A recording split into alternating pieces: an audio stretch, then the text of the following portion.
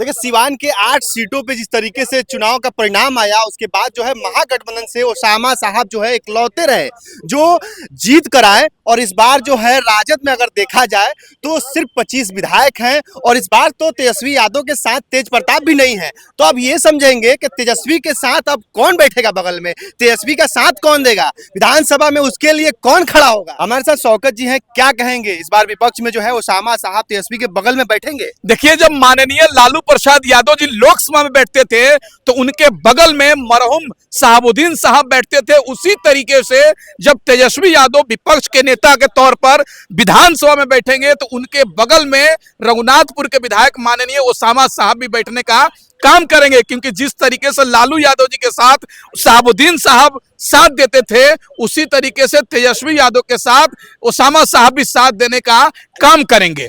तेज प्रताप अब तो उनके साथ नहीं है, तो क्या लग रहा है तेज प्रताप का जगह वो संभाल पाएंगे? बिल्कुल बिल्कुल, ओसामा साहब एक भाई की तरह, एक मजबूत विधायक की तरह विधानसभा में बैठेंगे और जनता की आवाज उठाने का काम करेंगे। आप ओसामा साहब की बात कर रहे हैं विपक्ष में बैठने की बात, अगर तेजस्वी यादव मुख्यमंत्री बनते तो हमको लग रहा है कि ओसामा साहब उप मुख्यमंत्री बनते, क्योंकि जिस तरीके से मुकेश सहनी को घोषणा किया गया था उसी तरीके से चुनाव बाद तेजस्वी यादव के मंत्रालय में ओसामा साहब भी डिप्टी सीएम बनने का काम करते हैं, उनको बनाया जाता क्योंकि वही लायक है उप मुख्यमंत्री। यादव जिस तरीके से बड़ा बड़ा दावा कर रहे थे उसके बाद जो देखने को मिला कि राजद पूरा खत्म हो गया, वही महागठबंधन में उसमें पूरा समा गया, तो उस पर क्या कहेंगे? देखिए, राजद और महागठबंधन खत्म नहीं हुआ है, बल्कि राजद और महागठबंधन का जितना वोट परसेंटेज था उससे ज्यादा वोट प्राप्त किए हैं 2020 में। हाँ, ये कहिए कुछ वोटों के वजह से महागठबंधन हार गई है, तो हमको लग रहा है कि कहीं ना कहीं ये जांच का विषय है। हमें लग रहा है कि चुनाव में धांधली भी किया गया है। आप बताइए, तेजस्वी यादव ने ट्वीट करके फिर पोस्ट करके बताया है कि संदेश विधानसभा है जो आरा जिला में, वहां से प्रत्याशी थे दीपू यादव जो हर संडे को जनता दरबार लगाते हैं, उनको 27 वोट से हरा देने का काम किया गया है। तेजस्वी यादव खुद कह रहे हैं ये तो राजद हारी नहीं है, हराया गया है। नबीनगर में इसी तरीके से 200 के कम वोटों से हरा दिया गया। फिर उसी तरीके से अगियाओं में आरा जिला में पड़ता है, माले के खुद 100 वोट से 95 वोट से हरा दिया गया।